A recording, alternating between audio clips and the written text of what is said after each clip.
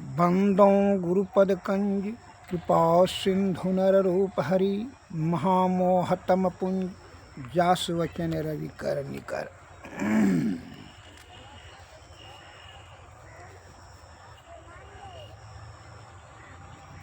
सत्संग योग में शिव संहिता में शब्द आया है, सुने। त्रिवेणी संगमो यत्र तीर्थ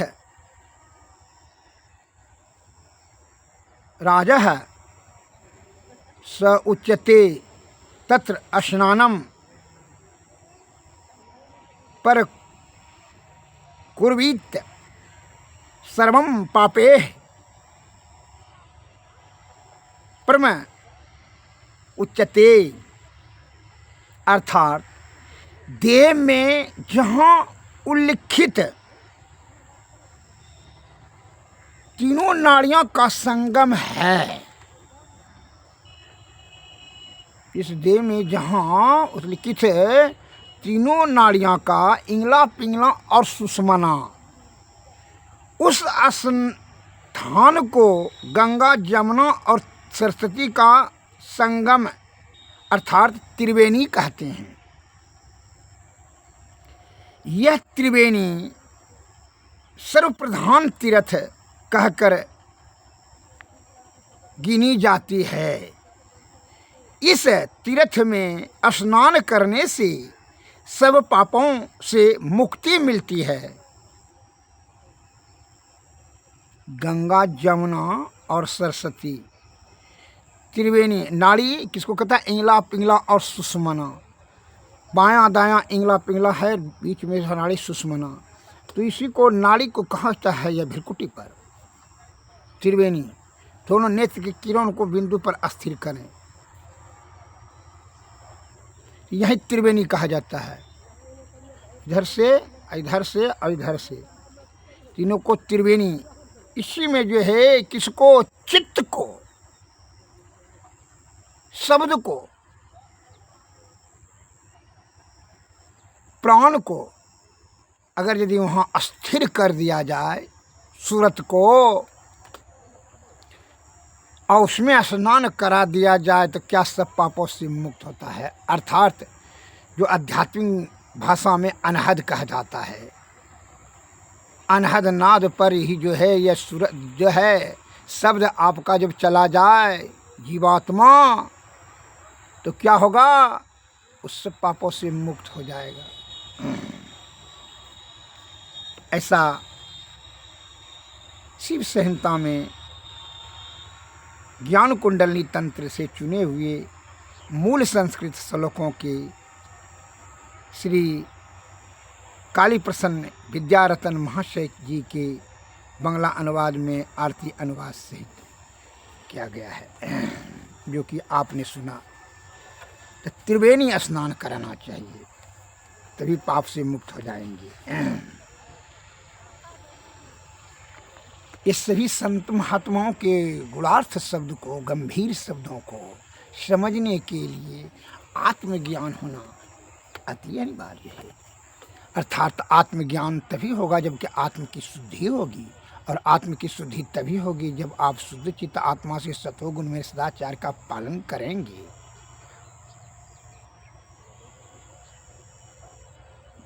और सद्गुरु के शरण में जाएंगे, तभी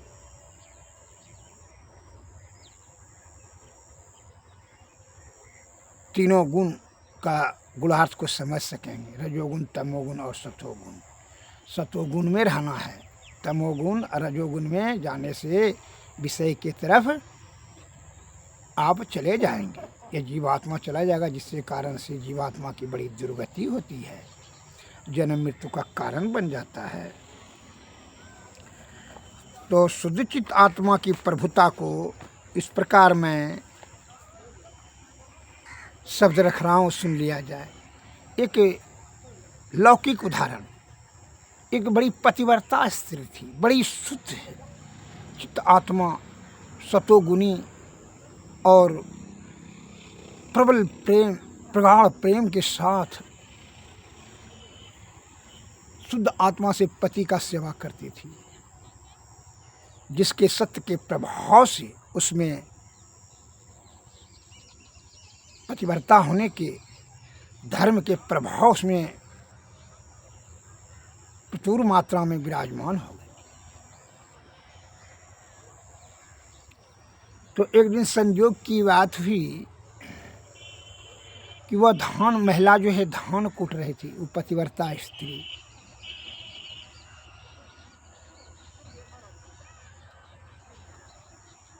हृदय में पति को छोड़कर दूसरा किसी का स्थान नहीं था। उनका हृदय में पति ही परमेश्वर के रूप में वो मानती थी और पूजा करती थी और सेवा करती थी। अतः इसलिए वो पतिव्रता थी और उसका धर्म का प्रभाव अति तीव्र हो गया।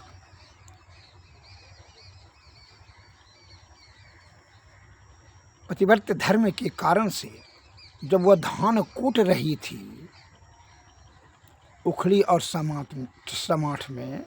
से उखड़ी में, तो उसका पति जो है खेत से काम करके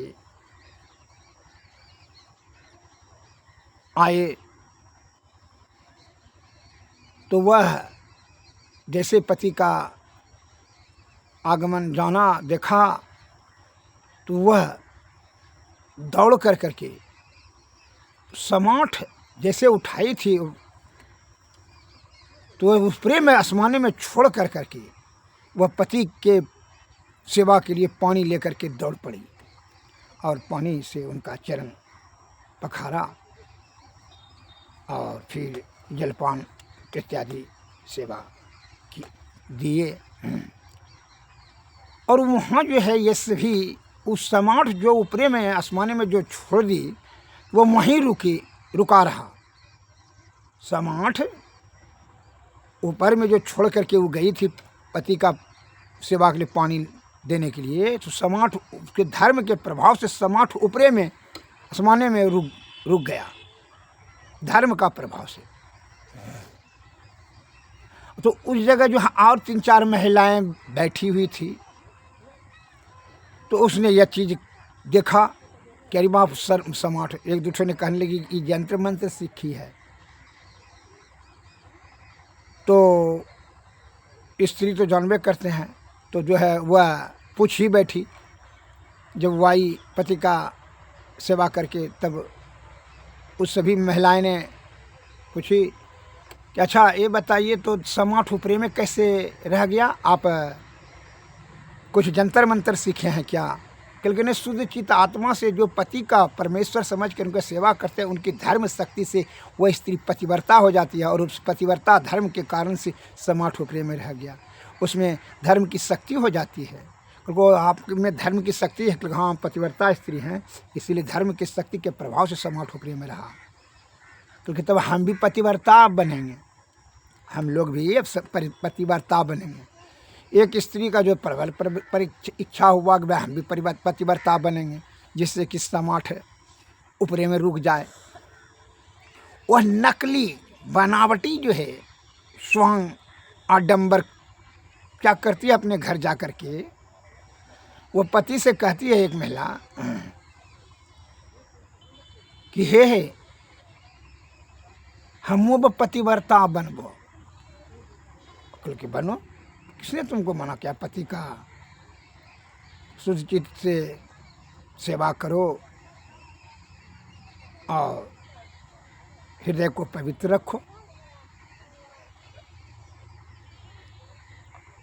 कहा हाँ हाँ हम भी हृदय को पवित्र कर लिए। तो दिन रात तो कलह, तो दिन रात तो कलह करती है, और अब जो है पतिव्रता बनने के लिए आज कैसे ध्यान में आया? क्योंकि फलनमा का जो है ना कन्यान, उसकी पत्नी बड़ी पतिव्रता है, समाठ ऊपरे में रुक गया आसमाने में। हम भी अब पतिव्रता बनेंगे तो हमारा भी समाठ ऊपरे में रुक जाएगा। हम पतिव्रता हो गए, अब हृदय हम पवित्र कर लिए, शुद्ध कर लिए, अब आपसे किसी प्रकार का कोई झगड़ा झंझट नहीं करूँगी। आप जो है आज से हम पतिव्रता बनेंगे। अब एक काम कीजिएगा कि जो है आप कल जो जाइएगा खेत से जो मकई कोड़ करके आइएगा, तो वहाँ बाहर से आप हमको आवाज़ दीजिएगा कि पानी लेकर के आओ। और हम धान कुटेंगे कल। कहो हाँ ठीक है। तो ऐसा है क्या, सवेरे जो है गया पति, वो जो है 12 बजे करीबन आया खेत से, मकई का काम करके पटा उटा करके आया। तो जो है वह गेटे पर से आवाज़ दे करके तेज़ आवाज़ में बोला, अरे कहाँ गई, पानी 1 लोटा दो। बस वो समाट धान, नकली जो है धान रख करके एक नाम में खुली समाट में वो कूट रही थी। और वह क्या क्या जैसे आवाज़ सुनी, बस उसका पति भी आ गया निकटे में, बहुत निकट में थे। तो वह क्या क्या कि ऊपर में समाट को ऊपर फेंक कर करके पति का आवाज़ सुन करके ऊपर में समाट फेंक दी और देखने लगी कि समाट रुका कि नहीं। बस उधर जैसे वो देखने लगी, उधर से समाट गिर करके उस नाके पर लग गया। वो नाक से फिर लेकर के गोड़ पर लग गया, गोड़ भी कट गया, नाक भी कट गया। और इस प्रकार जो है खून बहने लगा। और वो कहती रोती हुई, कब हमें पतिव्रता ने सिखबा, कहाँ हम समाट रुक ले वहाँ आसमान में। कहे रे तू नकली पतिव्रता बनने का कोशिश जो कुछ चेष्टा करती है, तू समाट देखने लगी, इसलिए उसका दुर्गति हुआ। नकली भाव रखने से कार्य आपका सिद्ध नहीं होता है। एक तो देखते हैं छल कपट परपंच से धन संचय कर लगा, पूरा दान पुण्य करेगा। वो क्या कहेगा कि बड़ा हम दानी हो गए, बड़ा हम धर्मात्मा हो गए। छल कपट परपंच से तो भरा पड़ा है, बेमानी सतानी से धन जमा कर लिया और दान कर कर को पुण्य आत्मा बनने का, झूठी प्रशंसा लेने का जैसे कितना आडंबर करता है।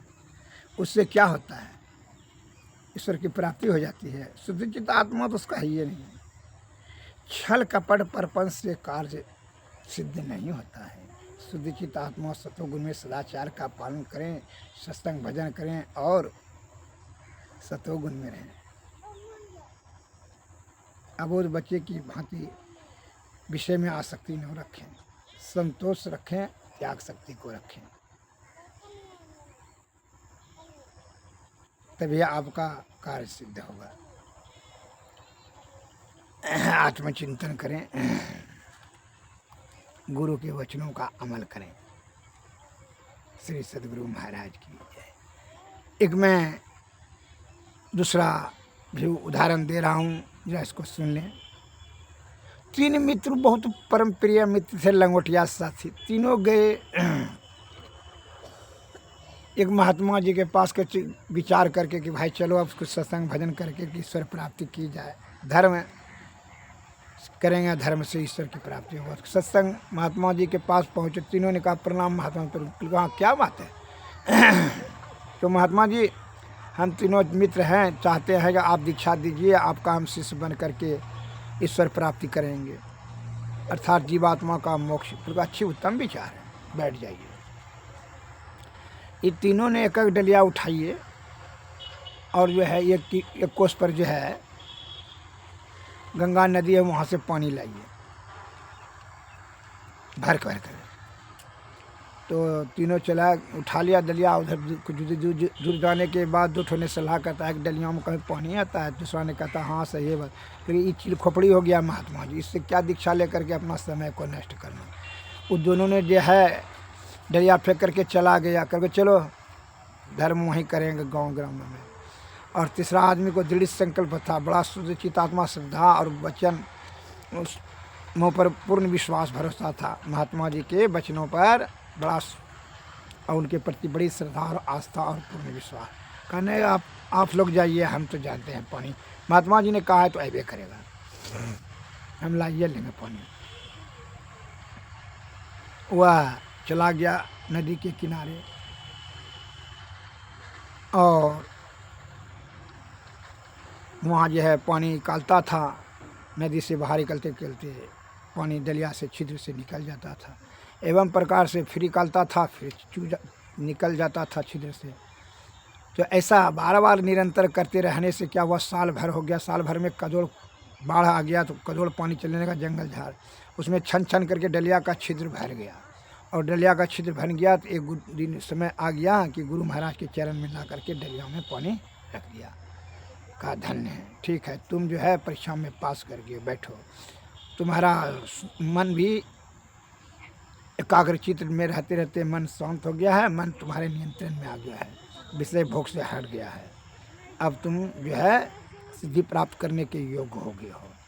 उन्होंने गुरु महाराज ने उनको मंत्र दिया, वो मंत्र को ध्यान किया, उन्हीं के वाणी के महात्मा जी के वाणी के शब्दों पर जो है चिंतन मन किया और जो है यह जीवात्मा जो है लगाया ईश्वर प्राप्ति करने में। वो ध्यान के सूरज शब्द का योग बताएं और वही करने से उनकी परम गति की प्राप्ति हुई। और ये दोनों का अब सुन लिया जाए, ये दोनों जो है छल कपट परपंच बड़ा होशियार था, धीर होशियार बुद्धिमान को विद्वान भगवान नहीं मिलता है, अन्ना मूर्ख को, अन्ना होशियार ये सबको नहीं। जब तब तो फिर जो है ना अमीर को ना गरीब को भगवान को प्राप्त करने के लिए युक्ति चाहिए, युक्ति से भक्ति, भक्ति से मुक्ति, उसके लिए शुद्ध चित्त आत्मा होना चाहिए, सतोगुण में रहें, छल कपट परपंच नहीं होना चाहिए। वास्तविक में जो है उसका बुद्धि चित्त शुद्ध और सही रहना चाहिए, विषय से परे हटकर रहना चाहिए। अहंकार, छल कपट, मन की बेईमानी, काम क्रोध मद लोभ ईर्षा मत्सर राग द्वेष ये सब नहीं रहना चाहिए। ये सब रहेगा तो फिर जो है ईश्वर प्राप्त नहीं होगा। तो इस प्रकार से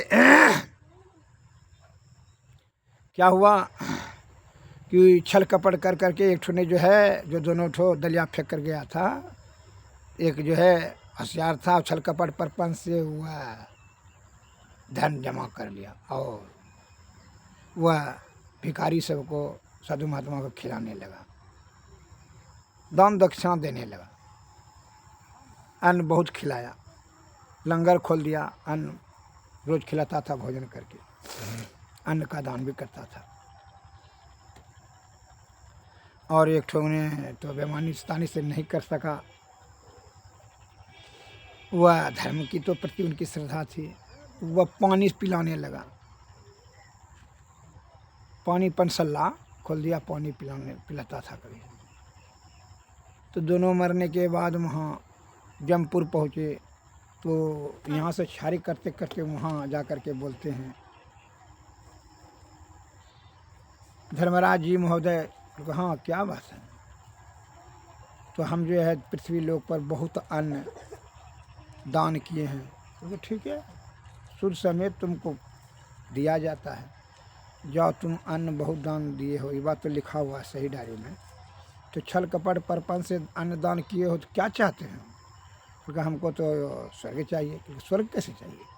जो चीज़ देगा वही चीज़ ना प्राप्त करेगा सूर्य समेत जी। हाँ, अन्नदान किए जाओ, तुमको हमने सुंदा जोनी में भेज दिया, अन्य में जन्मो, अन्य में रहो, अन्य में खाओ, अन्य में मरो, का अन्न बहुत ज़्यादा दान किया। छल कपट परपंच पृथ्वी लोक में करते करे तू हमरे पास में आकर या जो है जमलोक में भी छल कपट परपंच करने के लिए रे चार। ये किसने तुमको बता दिया कि बेईमानी बेईमानी से शैतानी से धन जमा कर लेना और जो है अन्न दान खूब देना करना तो तुमको स्वर्ग की प्राप्ति हो? ये किसने कहा दिया तुमको? पाखंडी कहेगा या सुंडा के जोनी में, सुंडा को जोनी में भेज दिया। फिर जो है दूसरा ने कहा पानी महाराज वहाँ बहुत पानी पिलाएं धर्मराज। हाँ हाँ लिखा है, तो जाइए तुमको हमने मगरमच्छ बना दिया, आप जो है पानी में जन्मिए, पानी रहिए, पानी पिलाइए, पानी पीजिए। वह मगरमच्छ के जोनी में भेज दिया। इसलिए कहता है बारी मथई बरु होत घितो सिकता ते बरु तेल, बिनु हरि भजा नाना भाव तरी हैं, यह सिद्धांत अपेल। यह बात को सदैव मस्तिष्क में बैठाए रखिए कि बिना हरि के भजन से यह भवसागर रूपी जो है संसार पार करना अर्थात जीवात्मा को परम आत्मा की प्राप्ति करना असंभव है। और इसकी युक्ति जानने के लिए सदगुरु के शरण में जाना अति अनिवार्य है। उनके निकट जाएंगे तभी आत्मा की शुद्धि होगी। अतः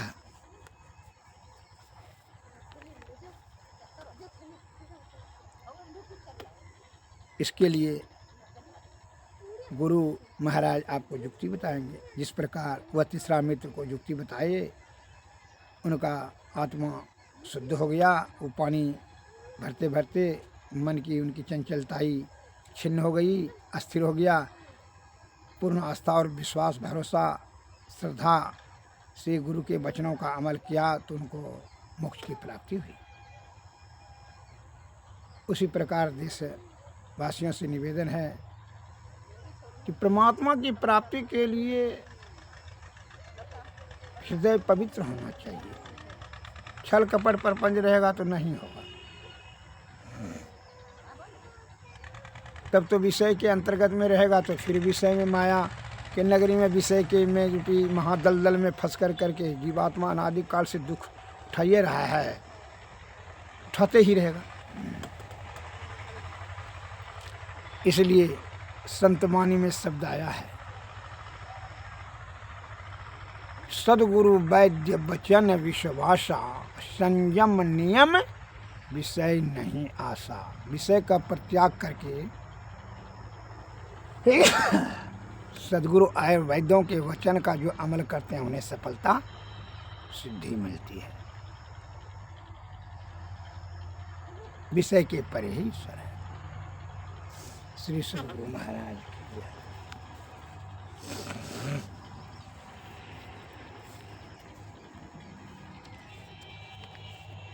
तो गुरु से युक्ति जानने के लिए गुरु को प्रसन्न करना अति अनिवार्य है।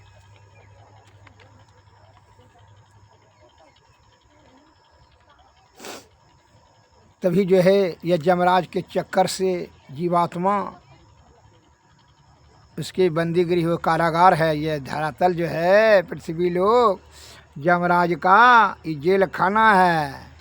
उससे छुटकारा पाने के लिए सदगुरु ही महाराज को बेलर तैयार कर लीजिए, बेल करेंगे तभी जेल से आपको मुक्ति मिलेगा, और नहीं तो जो आप फंस जाएंगे किसमें, यह यमराज के चक्कर में। जिस प्रकार वो दोनों फंस गया। और इसके लिए गुरु की वंदना अति अनिवार्य है।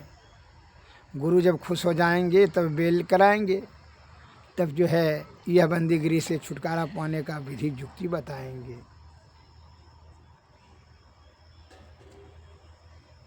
तो गुरु की स्तुति करने का विधि क्या है? हमारे परम पूज्य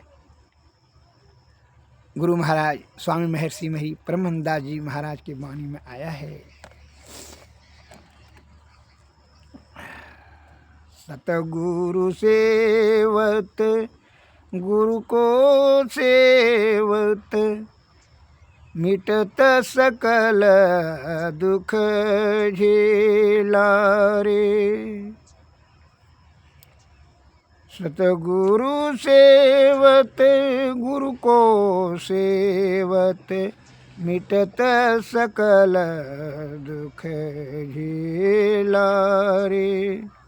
यह दुनिया दिन चरी वसीरा, यहाँ न मेरा तेरा रे।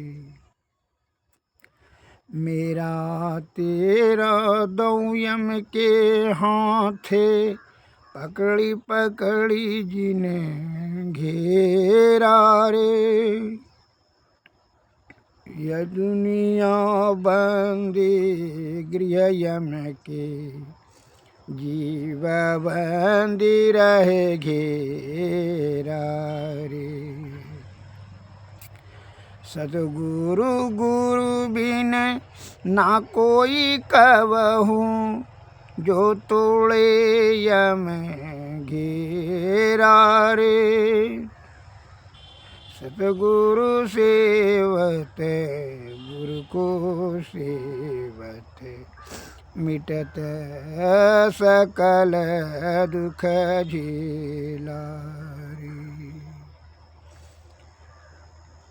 जाते उठो सदगुरु गुरु हेरो, सेव करो बहु तेरा रे। तन मन धन या तिनके, पदयर पीवचो यम फेरा रे। सतगुरु सेवत गुरु को सेवत, मिटत सकल दुख झेला रे। जागृत जिंदा सतगुरु जग में, सब जिन को कर जोड़ा रे। बाबा सतगुरु देवी सहवे, जापद को मही घेरा रे। सतगुरु सेवत गुरु को सेवत, मिटत सकल दुख झेला रे। सतगुरु की कृपा से यह दुखों का झमेला मिटेगा। यह दुनिया 4 दिन का है, यहाँ ना मेरा तेरा कोई नहीं है। यहाँ जम का ही केवल फेरा है, घेरा है, उसी का बंदी गृह है और जीव बंदी है, कैदी है। अतः इसे मुक्ति के लिए सद्गुरु ही एक मार्ग है। उन्हीं के कृपा से ये जीवात्मा का कल्याण होगा। श्री सद्गुरु महाराज की जय।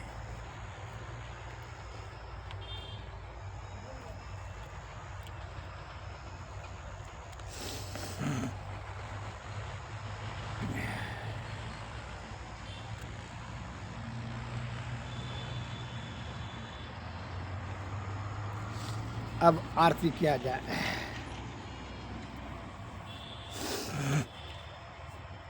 सतपुरुष की आरती कीजिए, हृदय धर को थाल सजीजे। दामनी ज्योति झका झक जाऊं मैं, तारे चंद अलौकिकता में। आरती करता हो तयति उजल, ब्रह्म की ज्योति अलौकिक उजल। सन्मुख बिंदु में दृष्टि समावे, अचरज आरती देख न पावे। दीव चक्षुषो अचरज पेखे, या जग सुख तो चकरी लेखे। होत महाधुन अनहद केरा, सुनत सूरत सुख लहत घनेरा। सुरत सार सबद में लागी, पिंड ब्रह्मांड देह सब त्यागी। आत्मयर्पी के भोग लगावे, सेवक से व्यभाव छूट जावे। हम प्रभु प्रभु हम एक ही होई, द्वैन अरु द्वैत रहे नहीं कोई। मैं ही ऐसी आरती कीजिए, भव महाजन्म बहुरी नहीं लीजिए। आरती तन मंदिर में कीजिए, दृष्टि जुगल कर सन्मुख दीजिए। चमके बिंदु सूक्ष्म यति उज्ज्वल, ब्रह्म ज्योति अनुपम लख लीजिए। जगमग जगमग रूप ब्रह्मांडा, निरखी निरखी ज्योति तय दीजिए। शब्द सूरत अभ्यास सरल तर, करी करी सारा शब्द गही लीजिए। ऐसी जुक्ति काया गढ़ त्यागी, भव भ्रम भे सकल मल छीजे भवखंडन या रतिय निर्मल करि में ही अमृत रस पीजे आरती तन मंदिर में कीजे दृष्टि जुगल कर सन मुख दीजिए। श्री सद्गुरु महाराज की जय। श्री सद्गुरु महाराज की जय। सद्गुरुवे नमः। सद्गुरुवे नमः। नमस्कार। जय हिंद जय भारत।